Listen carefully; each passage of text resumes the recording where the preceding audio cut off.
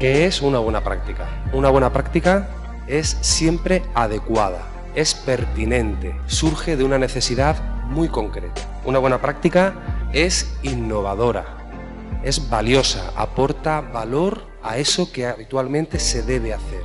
Se puede medir objetivablemente, cualitativa o cuantitativamente. Es replicable y una buena práctica, para que lo sea, debe ser susceptible de mejora. Muy buenas tardes para todo el continente europeo desde España y buenos días para quienes nos acompañan desde el continente americano. Gracias a todos y cada uno de ustedes por estar aquí con nosotros. Mi nombre es Eduardo Seyer, soy enfermero, estoy como delegado del Ilustre Colegio Oficial de Enfermería de Madrid y actualmente como presidente emérito de la Asociación Madrileña de Enfermería Gerontológica, AMEG. Hoy vamos a tratar un tema cuyo objetivo principal va a ser conocer la fisiopatología de las lesiones y conocer los mecanismos fisiopatológicos de las lesiones por presión. Vamos a dar la enhorabuena y la bienvenida a este webinar titulado Fisiopatología y etiopatogenia en las lesiones por pies a nuestra compañera Carmen Alba Moratilla. Pero antes de pasar a ella, quiero hacerles primero unas recomendaciones. Antes de iniciar, les solicitamos que ubiquen en la parte inferior o superior de sus pantallas el chat mediante el cual podrán participar en las sesiones de preguntas a lo largo de toda la ponencia. Estará a cargo de ella la enfermera doña Ana Antón, que fue la ganadora del segundo premio a las buenas prácticas con su proyecto Píntame la prevención. A continuación les voy a hacer un poquito quién es Carmen Alba. Carmen Alba es una enfermera con más de 50 años de experiencia y de profesión. Ahora está solamente dedicada a difundir lo aprendido. Es máster universitario en el deterioro de la integridad cutánea, úlceras y heridas, por la Universidad Católica de Valencia. Es miembro activo en la Asociación Española de Enfermería Vascular y Heridas y coordinó 2 proyectos formativos online, un experto en la Universidad de Córdoba como codirectora del experto universitario en heridas vasculares en el miembro inferior y pie diabético, y otro en la web de la asociación, Competencias avanzadas en cuidados en la enfermedad vascular en miembros inferiores. Asistencialmente, comenzó su carrera profesional en cuidados intensivos, posteriormente en hospitalización a domicilio y al final montó la propia unidad funcional de heridas. Siempre ha pertenecido a comisiones de trabajo en el hospital. Ha realizado varios estudios de prevalencia de úlceras por presión y presentado muchas comunicaciones, pero nunca se ha atrevido a hacer publicaciones y puede ser que a partir de ese momento las empiece a hacer.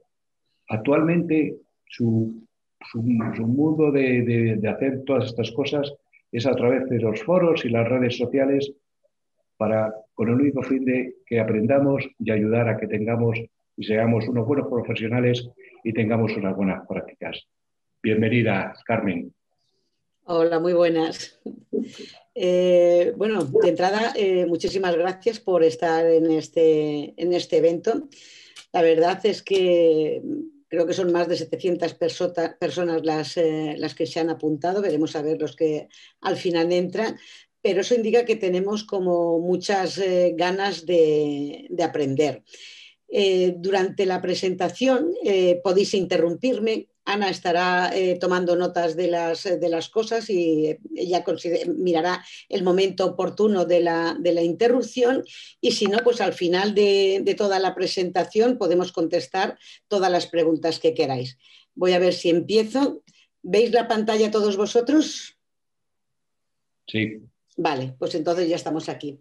Bueno, pues como os digo, es muy aburrido hablar contra un ordenador única y exclusivamente. Yo no os veo las caras y eso me da un poquito de rabia, pero bueno, lo superaremos. Por eso os digo que podéis interrumpir cuando queráis. Y vamos a hablar de la fisiopatología y la etiopatogenia de las lesiones por presión. Fijaros, de entrada, el que estemos apuntados a esto, que suena súper aburrido, ya implica, ya indica que el tipo de personas que estamos aquí apuntadas. Aquí en la primera carátula he colocado la fotografía de los fundadores de la patología científica, quiero decir, James Paget y Rudolf Virchow. No tengo ni idea de inglés, o sea que la pronunciación, la que haya salido. Pues bien, estas personas ya veréis cómo lo que dicen ellos de alguna forma no está muy lejos de lo que sabemos ahora con respecto a las lesiones por presión. De entrada, lo primero que tenemos que hacer es cambiar completamente el chip. Olvidaros del término úlcera por presión, eso ya ha desaparecido. Ahora tenemos que hablar de lesiones por presión porque es como mucho más correcto. El término úlcera llevaba consigo en la propia definición la pérdida de la piel, y mientras que lesión implica única y exclusivamente daño en los tejidos, por lo tanto es un término mucho más ajustado a la realidad de lo que vemos en el día a día. Este término se acuñó en el año 2016. Hay organizaciones a nivel mundial, entre ellas el NPOAP, que están destinadas única y exclusivamente a hablar y a definir exactamente qué es una lesión por presión. Pues bueno, fue en el año 2016, luego ya las demás asociaciones fueron acotando el término, que definió la lesión por presión aquella que se localiza en la piel y en tejido blando subyacente sobre una prominencia ósea o sobre una zona dura, como pueda ser cualquier dispositivo médico. Y no solamente dijo eso, sino que además la lesión puede presentar piel intacta o no. Por lo tanto, sobre todo este tema se ha desarrollado por la falta de concreción que tenían las úlceras por presión de primer estadio. Y otra de las cuestiones que también nos comenta es que esas lesiones pueden o no ser dolorosas. En esa reunión que se organizó en Chicago ya fueron también como mucho más amplio. Incluyeron también dentro de la propia definición la etiopatogenia de este tipo de lesiones.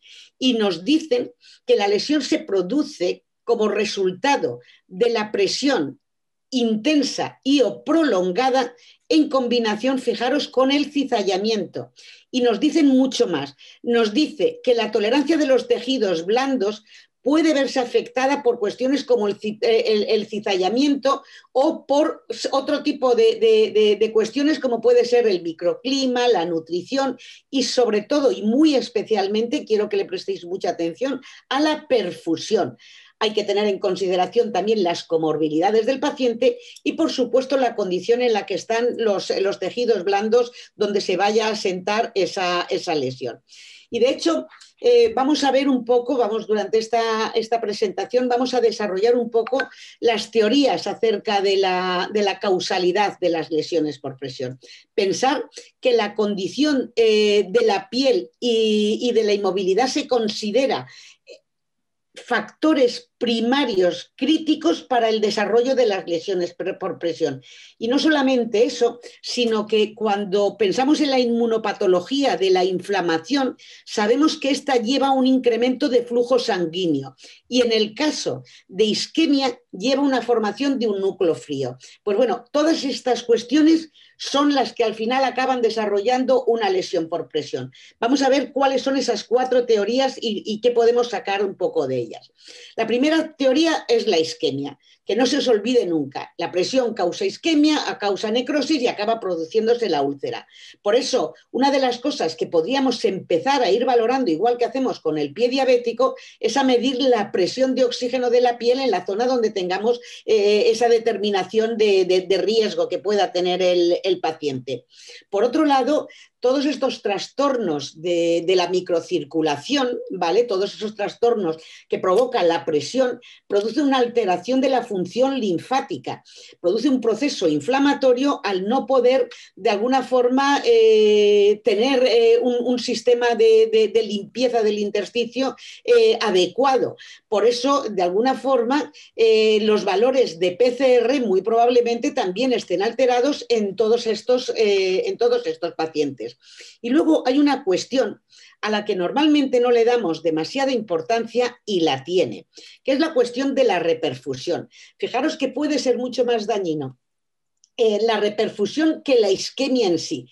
Porque cuando se produce isquemia, pues hay como una disminución del metabolismo de las células. Entonces, claro, ese mecanismo en el que de alguna forma comprimimos una zona, dejamos de comprimir, comprimimos, dejamos de comprimir, acaba produciendo una liberación de toxinas en la epidermis y en los músculos que acaba siendo más nociva casi que la propia isquemia. Luego, más adelante, os explicaré por qué, justo por este tipo de problemas, desestimo determinado tipo de productos. Una de las cuestiones que nos podríamos tener también en consideración a la hora de analizar qué es lo que está pasando en el cuerpo de la persona es hacer, pues hoy en día con las termografías, ya lo parece, vamos ya al aeropuerto y ya nos ponen el termómetro, los colores, si estamos con fiebre o no estamos con fiebre.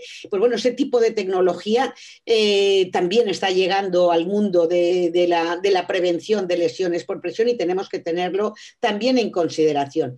Y luego, la cuarta teoría es la rotura de los tejidos. Quiero decir, cuando nosotros existe un desplazamiento de los tejidos, acabamos moviendo los tejidos de una forma inadecuada, acaban desplazándose los planos de la epidermis y de los músculos y eso acaba provocando rotura de todas esas fibras, incluso de los vasos que comunican todo ese sistema de la piel.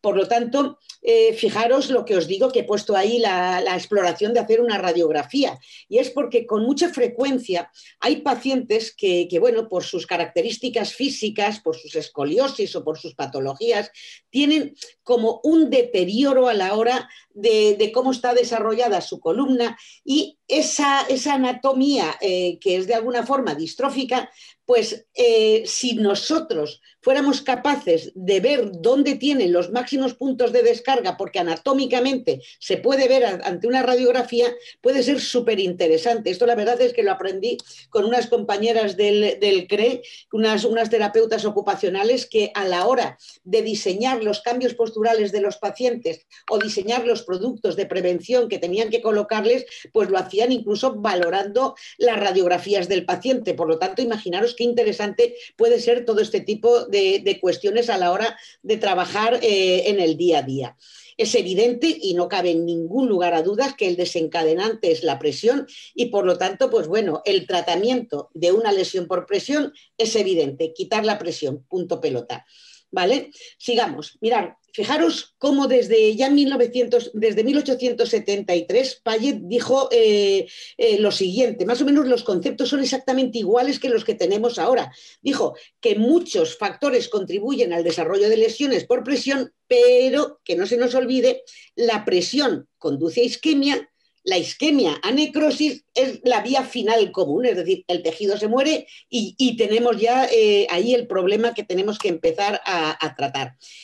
Y eso sucede porque la lesión por presión es el resultado de una presión constante y suficiente como para afectar el flujo sanguíneo local a los tejidos blandos durante un periodo de tiempo prolongado. Y fijaros estos datos. Si la presión externa que producimos es mayor que la presión capilar arterial, que es de unos 32 milímetros de mercurio, se impide el flujo arterial, el flujo de entrada a los tejidos. Pero si la presión externa que se produce es la presión superior a 12 milímetros de mercurio, que es la presión de cierre del capilar venoso, lo que entonces evitamos es el retorno venoso y empieza, por supuesto, esa fase de inflamación, eritema, extravasación y todo ese tipo de problemas que conlleva. Por eso, el umbral para desarrollar unas lesiones por presión es sobrepasar estas presiones en la zona que más o menos esté afectada. Aquí lo vemos muy gráficamente. Aquí vemos un hueso que no está clampando todas las arteriolas y todos los vasos linfáticos.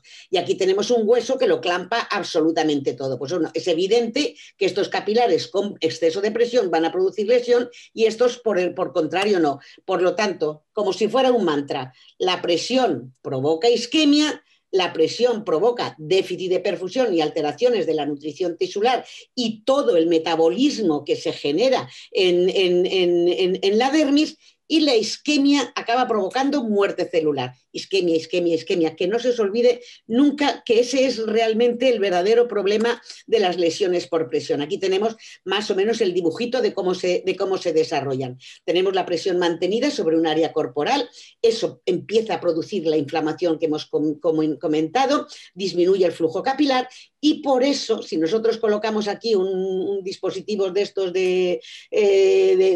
un vidrio de estos no me acuerdo cómo se llaman, una especie de lupa que apretamos en el lecho y vemos que no se hace blanquecina, significa que ahí ya hay problemas en los vasos, ya hay extravasación. Por lo tanto, ya estamos ante un indicio de una úlcera por presión como mínimo de primer estadio. Si esto se mantiene, acaban produciéndose trombosis capilares, oclusión de los vasos linfáticos, empieza el aumento capilar, la salida del líquido al espacio intercelular, el edema, la muerte celular y si lo mantenemos tenemos la lesión por presión. Por lo tanto, la lesión provoca isquemia y la isquemia provoca muerte celular. Aquí en esta diapositiva más o menos vemos el reflejo de las dos primeras teorías que veíamos por las que se podían desarrollar este tipo de lesiones. Pero veamos, no solamente sucede eso, sino que cuando aplicamos altas presiones durante tiempos cortos, ¿vale?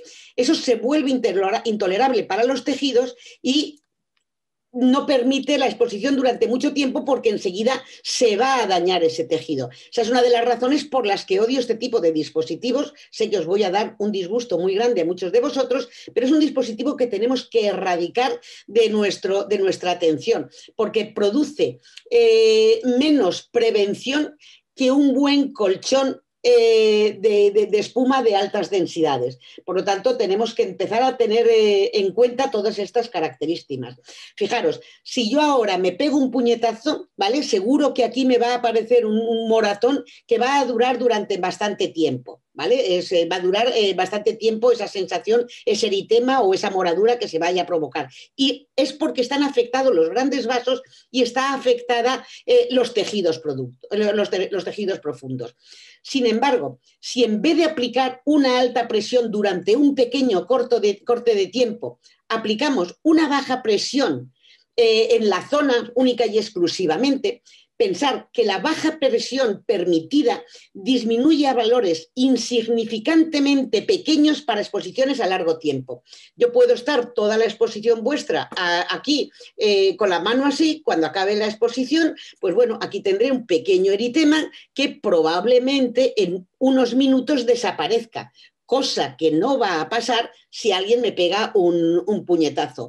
Por lo tanto, esta curva de la presión y el tiempo, que no se nos olvide, altas presiones en cortos de tiempo son intolerables y producen daño, mientras que para producir el daño con bajas presiones necesitamos mucho tiempo. Por lo tanto, es mucho más confortable y desde luego mucho menos dañino el aplicar superficies de este tipo que de otras estas características. Por eso os digo que es mucho más conveniente un colchón de altas densidades, ¿vale?, de espuma, que cualquier otra superficie de esta. Y por supuesto, el más eficiente a la hora de controlar las presiones es una superficie como la que estamos viendo aquí, que muchos de vosotros conocéis y otros muchos seguramente no. Carmen, nos trasladan una pregunta acerca de los colchones, de las características que tendría que tener un colchón. Es verdad que cuando lo recomendamos o cuando algún paciente nos hace alguna pregunta, es verdad que es difícil saber en el mercado en qué nos tenemos que fijar o en qué no nos tenemos que fijar. Entonces, ¿cuál es tu opinión? De entrada, lo que tenéis que hacer es conocer qué es lo que tenéis entre manos, ¿vale? Quiero decir, porque no existe una normativa. Ahora aquí, por ejemplo, iba a hablar precisamente de ese tipo de cuestiones en esta diapositiva. No existe una normativa que regule de verdad cuándo es un colchón de bajo riesgo, pequeño riesgo o nada de riesgo. Por eso os he querido recalcar el tema de las presiones, porque todos aquellos colchones que no tengan detrás un estudio de presiones ya de entrada cojean. No sé si me explico, ¿vale? Quiero decir, marcas de colchones de calidad y de alta gama hay muchos, pero a la hora de comparar, por ejemplo, continúo con la exposición porque aquí iba a hablar un poco de esta cuestión, ¿vale? Cuando, por ejemplo, nosotros conocimos Repos, que lo conocimos como aquel que dice por casualidad, pues nos pasó lo mismo que probablemente esta persona que acaba de hacer la consulta.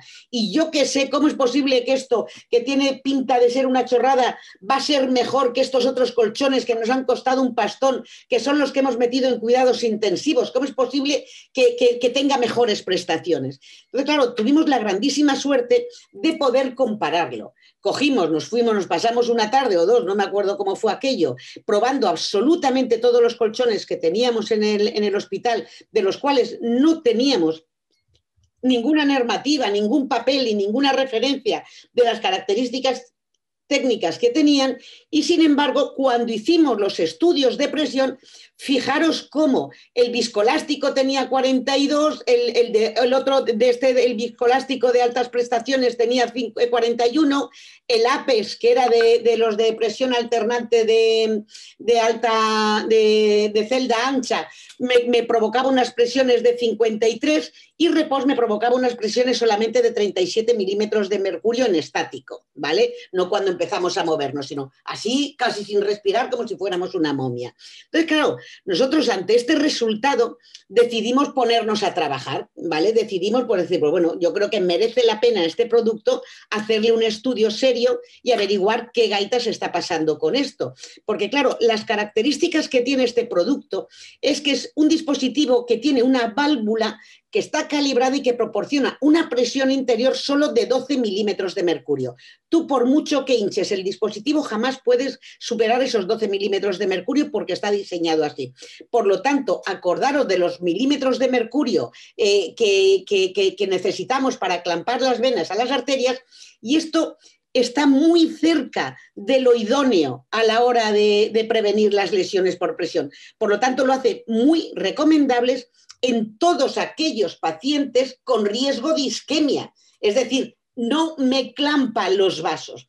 Por eso mi recomendación primera que tenéis que hacer es ir mañana a vuestras salas, averiguar qué colchones son, averiguar qué marca, buscar las fichas, ver qué estudios acompañan y empezar a conocer, porque esto es un tratamiento terapéutico, esto es como el que se toma una ampicilina, quiero decir, tenemos que empezar a conocer los productos con la misma seriedad con la que conocemos los apósitos o con la que conocemos los fármacos que administramos a los pacientes.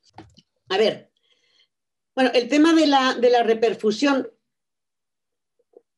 es súper importante por lo que os he comentado antes, por esos ciclos de hipoxia y de oxigenación. De hecho, cuando existe isquemia hay una disminución de fosfatos y de producción de radicales libres y de alguna forma se dificulta la oxigenación a los tejidos y hay una excesiva producción de calcio. Pues bueno, esta producción continuada de mediadores inflamatorios y especies reactivas al nitrógeno durante la isquemia-reperfusión contribuye a la cronicidad de las lesiones.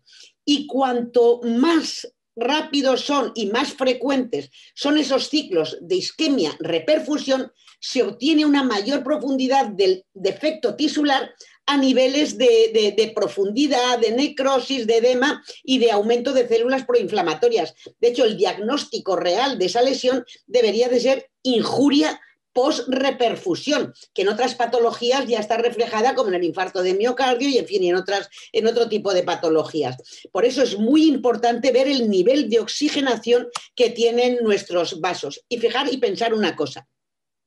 Cuando se alivia la alta presión, la del puñetazo, persiste la isquemia debido a que lo que se ha dañado es el gran vaso, mientras que si lo que hemos tenido ha sido una baja presión, cuando se alivia la baja presión, la respuesta hiperémica compensa la isquemia temporal y se recupera con muchísima rapidez sin sufrir degeneración de los tejidos. Por eso es tan importante esa sensación de flotador que producen este tipo de dispositivos. Yo ahora mismo estoy flotando sobre uno de ellos que me ha tocado hincharlo hace un ratito porque se me había olvidado todo este mes y pues realmente tiene determinadas ventajas que son súper útiles. Por uno, esa continuidad de cambio de puntos de apoyo que te ofrece este tipo de dispositivo. Por otro lado, es un dispositivo que te obliga a mantenerte con una posición más rígida. Yo antes, cuando no tenía esto, cuando trabajaba así. Con esto no puedo. Me obliga a mantener cierta postura.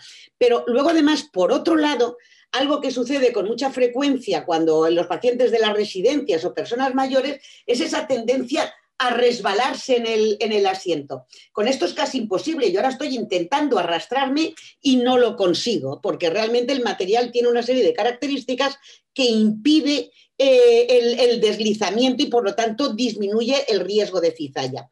Fijaros, en este estudio de mantas de presiones que se realizó con Repos, con dos tipos de superficies, una estática y una dinámica, pues fijaros los puntos de presión, que son los de más alto riesgo, que ya están por encima de 100, sin Repos, mirar cómo talones y determinadas zonas son realmente complicados, ¿vale? Mientras que con Repos tenemos otras zonas que bueno, no tienen tanto riesgo de presión y menos en pacientes cuando los colocamos en decúbito prono, como son los pacientes COVID en este momento. Y sin embargo, en este, por ejemplo, que es un colchón también de los de alta gama, pero con celdas anchas, fijaros cómo en determinadas zonas sí que tiene unos puntos de presión muy altos. Por lo tanto, evidentemente, de verdad que esto coincide y lo comparto con tranquilidad, porque coincide absoluta y plenamente con lo que hicimos nosotros en su momento. Por lo tanto, recordemos que altas presiones en corto tiempo causan necrosis de los tejidos por la obstrucción capilar y la trombosis de los grandes vasos y daña principalmente los músculos. Otra de las cuestiones que también tenemos que tener en consideración, que los músculos todos no tienen la misma resistencia a la presión y por ahí también tenemos que valorar un poco qué es lo que sucede. No es lo mismo el músculo de un tío atleta que el músculo de una abuela o que el músculo de un anciano ya en fase terminal que bueno, el pellejo todo lo que tiene. Pues bueno, mientras que eso sucede con las altas presiones, pero sin embargo, para el daño de la piel no se requieren esas altas presiones, sino que se requieren realmente procesos con unas presiones de más largo tiempo de evolución. Y realmente lo que tenemos que evitar en todo momento es ese daño profundo que se produce por esa isquemia de los grandes vasos. Los cambios degenerativos por presión isquemia que producen esa hipoxia tisular se produce absolutamente en todos los niveles simultáneamente: piel, grasa subcutánea, muslo y fascia.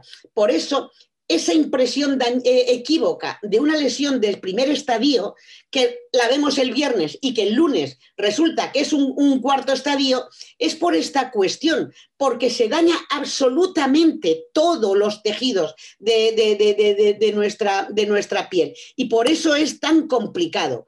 Recordemos que alta presión en corto tiempo es mucho más nocivo que baja presión en un periodo largo. Por eso me vuelvo a insistir en la importancia de deshacernos de determinados productos, como es esto que producen esas altas alternancias, frente a este otro de productos que produce como un efecto de flotación, que es lo que estoy yo buscando en todo momento cuando intento intento cuidar a los pacientes que están en mi entorno. Y bueno, Carmen, nos hacen una pregunta también muy interesante, que nos dicen que en ocasiones las personas cuando están sentadas, pero que están bien sobre una superficie, entiendo, ¿por qué se resbalan, ¿no? Ese efecto de resbalarse de las superficies. Hombre, es lógico, porque date cuenta que nosotros tenemos todo el máximo peso, lo tenemos pues de pelvis para arriba. ¿Vale? Abajo tenemos poquito peso, pero de alguna forma cuando tú estás sentado y te apoyas para atrás, los ángulos de formación que tenemos pues hace que el cuerpo impulsa claramente al culete hacia adelante. Entonces pues te vas arrugando. Entonces esto que está provocando aquí, esto que vemos aquí, perdón, a ver, esto que vemos aquí... Se ha adelantado la pregunta justo esta... a esta diapositiva, efectivamente. Esa es la pregunta. ¿Me entiendes? Quiero decir, porque esto es un poco lo que sucede. Fijaros, normalmente cuando vemos los planos de la piel, vemos que los vasos pues bueno, perforan la piel de una forma coherente. Hueso, músculos, tejido adiposo, piel hasta la superficie de apoyo, ¿vale? Quiero decir, entonces, claro, cuando ponemos una superficie de apoyo parece que lo primero que se daña es esto, pero sin embargo, si metemos a la hora de estar sentados o tumbados, de que también cuando está la cama levantada también tenemos la tendencia a resbalarnos, ¿qué sucede? Que nuestro cuerpo va hacia adelante, pero nuestra piel va hacia atrás. Ese cambio de direcciones es lo que se produce en la cizalla. ¿Qué es lo que hace? Pues bueno, que esta separación que hay de la piel y de los tejidos acaba produciendo o rotura de los microcapilares o al menos los clampa y no permite la perfusión de la sangre a la piel. Entonces, claro, si a todo esto además le añadimos la fricción, que cada 2 por 3 cogemos al paciente por aquí y decimos, ¡ale, para arriba! Y lo empujamos sin ningún tipo de respeto hacia arriba, unimos la cizalla a la fricción y entonces dañamos, por un lado, los tejidos profundos, que es lo que hace la cizalla, y por otro lado, los tejidos superficiales, que es lo que hace la fricción. Todo eso unido a que a lo mejor ha estado 8 horas ahí sentado y el culo es húmedo, pues bueno, pues se produce encima todos los factores que ya desencadenan claramente una lesión por presión y con otros factores como es el sedentarismo y una serie de cuestiones. Por eso, cuando se posiciona incorrectamente al paciente, la piel permanece en contacto con la superficie, pero el cuerpo se desplaza hacia otro sitio. De hecho, fíjate, se me ha olvidado colocar en estas diapositivas unas manoplas y unas sábanas deslizantes que hay, que son maravillosas, que las conoce muy poca gente y que me da mucha rabia, porque son sábanas, son productos que cuando les pasas al paciente ese producto por la piel, hace como un efecto de planchado y coloca todas las capas de la piel, las coloca más o menos en su sitio. Pero bueno, por internet es casi imposible que os lo cuente. Igual luego os pongo un vídeo, os doy la dirección de un vídeo para que echéis una ojeada. Pues bueno, para que comprendamos y terminemos esto, veamos que la cizalla o la fuerza cortante, porque la cizalla, recordaros que es algo que corta, daña los tejidos internos, los desplaza, los deforman y llega a interrumpir por completo el aporte sanguíneo al desplazar y comprimir esos pequeños vasos. Este proceso se agrava con esas condiciones adversas que os he estado comentando, como es la temperatura o como puede ser la propia humedad.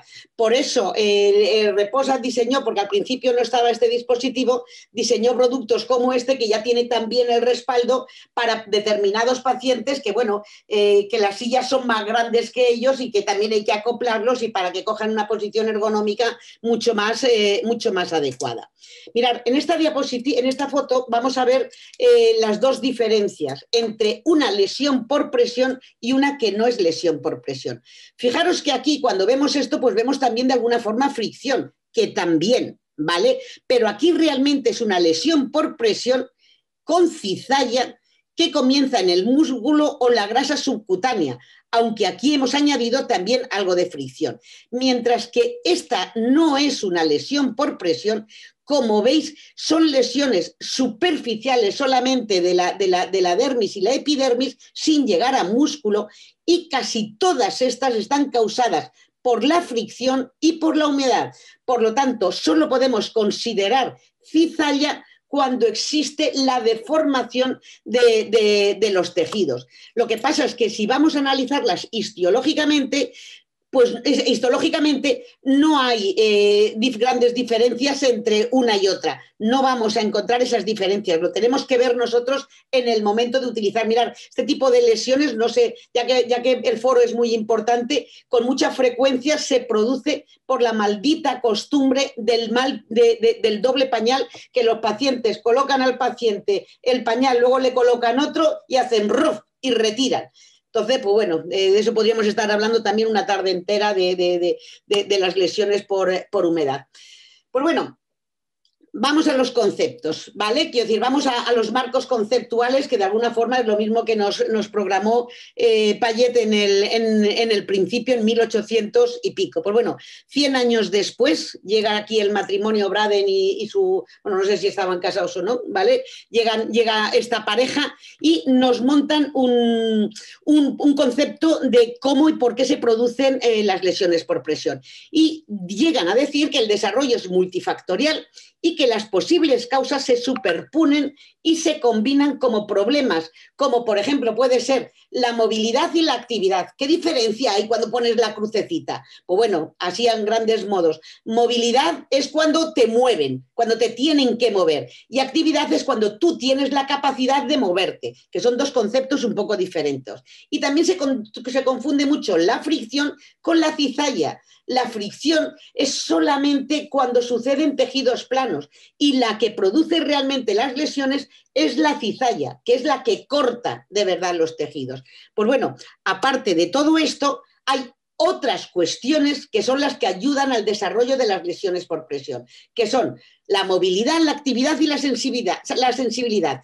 Pero, por otro lado, está la tolerancia que tienen los tejidos a todo este tipo de cuestiones, que son, por un lado, los factores de riesgo propios del paciente, como pueda ser un defecto de nutrición, una edad, un déficit de oxígeno, una temperatura exagerada o algún tipo de enfermedad, y por otro, los que organizamos nosotros, el que mantenemos la humedad, el que friccionamos al paciente o que permitimos el cizallamiento. Quiero decir, que son externos al paciente y que son sobre los que más podemos interferir, porque sobre la edad no podemos ayudar en la nutrición y el oxígeno y la temperatura, pero hay otros muchos sobre los que no podemos cambiar absolutamente nada.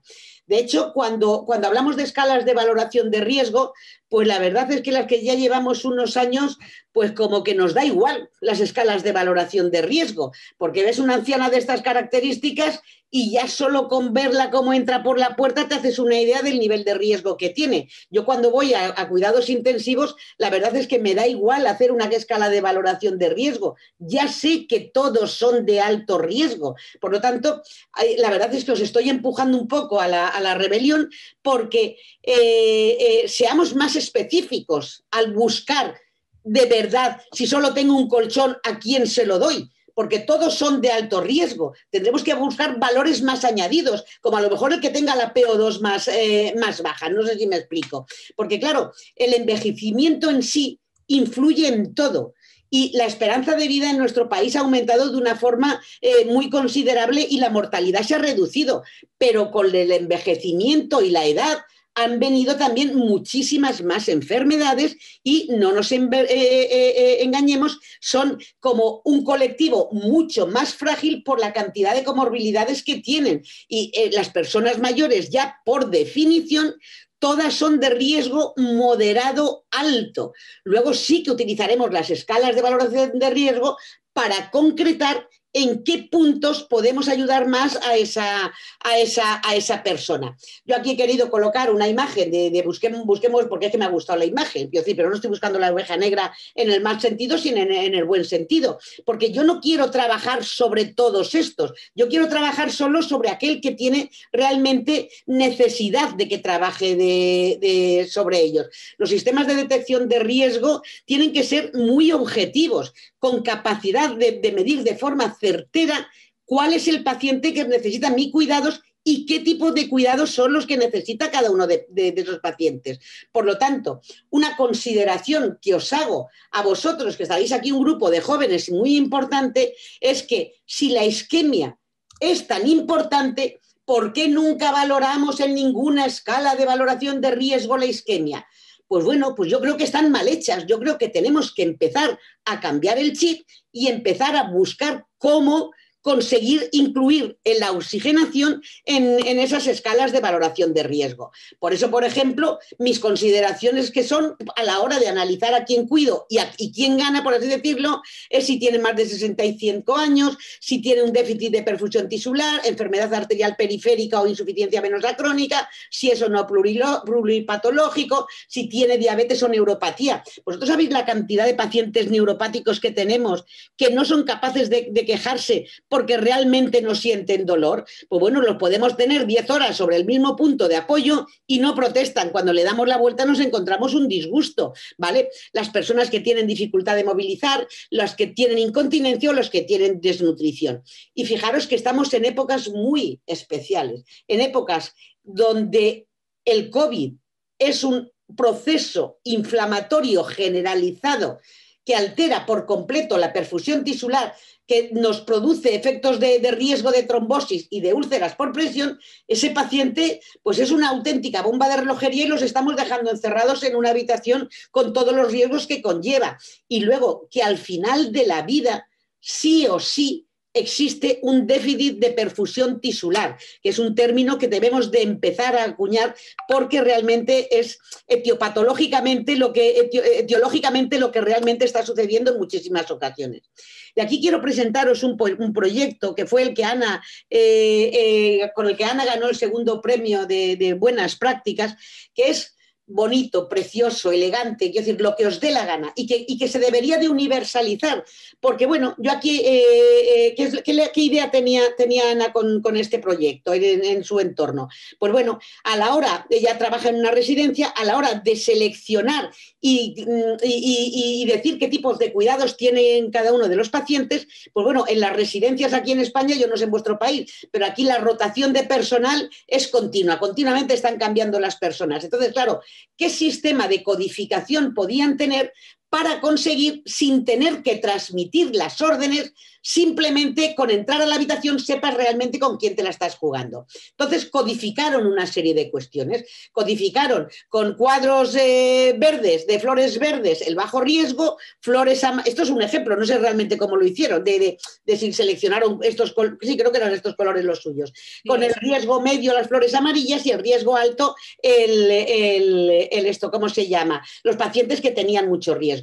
Pero es que además fueron mucho más lejos y entonces dijeron, este señor tiene riesgo medio, pero además tiene una úlcera en el talón y además lo puede hacer el cambio postural solamente una persona. Me imagino que tendrán más códigos, ¿vale? Pero yo he querido sacar los más bonitos que me han gustado.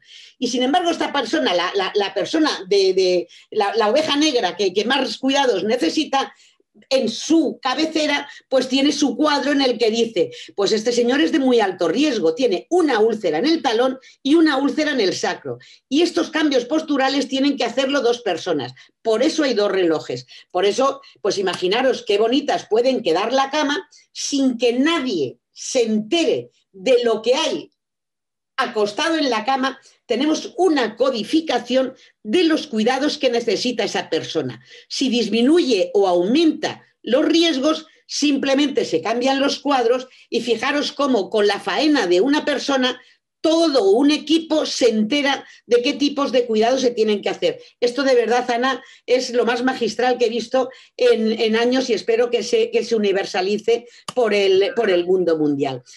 Pues bueno, ya estamos acabando. Vamos a ver cuáles son los cuidados de prevención. Vamos a ver, son lesiones por presión, ¿qué tendré que hacer? Pues yo creo que está muy claro, ¿no? Es evidente que lo que hay que hacer es quitar la presión. Dejémonos de tonterías. Quiero decir, ¿vosotros creéis que un apósito debajo de mis 70 kilos va a amortiguar la presión? Pues no. ¿Vale? Hagamos las inversiones económicas en lo que realmente sea eficiente. Un apósito, por mucho que os lo diga el mundo mundial, nunca os va a prevenir la presión, ¿vale? Quiero decir, es más, os puede aumentar la temperatura de la zona y reblandecer los tejidos. Por lo tanto, hasta puede ser contraproducente, pero nunca se estudia ese tipo de cuestiones. Por otro lado, los cambios posturales. ¿Tienen que ser todos los cambios posturales a las 8? ¿Tienen que ser todos los mismos cambios de posturales? Pues es evidente que los efectos dañinos de la presión están relacionados tanto con la magnitud como con su duración y cada uno de los pacientes va a necesitar un tipo de cuidados y de cambios posturales completamente diferentes. Este estudio que se realizó en el año 2019 concluyeron que un colchón de aire estático fue significativamente más eficaz que un colchón de aire de presión alterna para prevenir las lesiones por presión en una población de ancianos. Y teniendo en cuenta la vida útil y los costos cuando se compran por mayoristas, más o menos, los colchones de aire estáticos eran más rentables que los colchones de presión de aire alterna. Y una cosa que no ponen en ninguno de los estudios es que este tipo de colchones que tú lo coges a cabo y los doblas y los metes en un tubo, ¿vale? Pues a lo mejor te abultan un tamaño así, lo cual es perfecto para cuando tenemos estos abuelos golondrinas que los llevamos de una casa de un hijo a otra casa de un hijo o incluso al hospital. Yo, mis pacientes, he logrado que este colchón se lo lleven al hospital. Pues bueno, ¿qué más tengo que hacer aparte de colocar un colchón de prevención a estos pacientes? Pues es evidente que tengo que atender todos aquellos factores que contribuyen a la formación de las lesiones. ¿Y cuáles son? La desnutrición, el más importante de ellas, porque se asoció realmente al desarrollo de las lesiones por presión. La edad y las condiciones médicas y las comorbilidades del paciente. La incontinencia, el nivel de dependencia y la existencia previa de lesiones por presión. La existencia de otro tipo de interacciones complejas, como puedan ser los movimientos, el ingreso en UCI o todo ese tipo de características. El aumento de la gravedad de la úlcera y presencia de enfermedad arterial periférica se ha relacionado con el mal pronóstico de las lesiones. La valoración que realicemos a los pacientes debe ser una combinación entre los conocimientos, el juicio clínico y las escalas. Yo más o menos desde lejos puedo calcular el riesgo. Pues bueno, jugar, hacer el cálculo y luego hacer la valoración de riesgo con lo que más o menos tengáis, hacer el cálculo y luego añadir los factores que os he comentado, como es precisamente el de la isquemia. Y luego cuestiones que ahora vamos a ver mucho, que es la depresión, están asociadas con un mayor riesgo de úlcera, pues porque la persona no se mueve igual y, en fin, todo cambia en el organismo. Y el tratamiento sí o sí requiere un enfoque multifactorial, no solo la cicatrización de las úlceras, sino absolutamente sobre todos los problemas que tenga este paciente. Y ya estamos acabando. Como reflexión, si no es eliminada la causa, la úlcera no podrá cicatrizar, ¿vale? Si no eliminas la causa, no se evita el problema y lo importante es no dejar de hacernos preguntas para resolver todos los problemas que nos vamos encontrando. Y esto es todo. A ver si pudiéramos flotar pronto en una playa tan bonita como esta y nos libramos del problema de la pandemia. Y ya solo pues, me queda darle las gracias a todos ustedes por su asistencia y participación, porque bueno, llevamos ya un tiempo encima de estas buenas prácticas, las cuales nos han motivado a todos los profesionales que estamos ahora mismo aquí y bueno, que pensamos continuar, que bueno, ya les hemos explicado que nuestro próximo reto es el tema de la higiene bucal en los mayores. Por lo tanto, una vez más, les esperamos en nuestras próximas webinars que tenemos. Buenos días, buenas tardes y hasta la próxima. Gracias.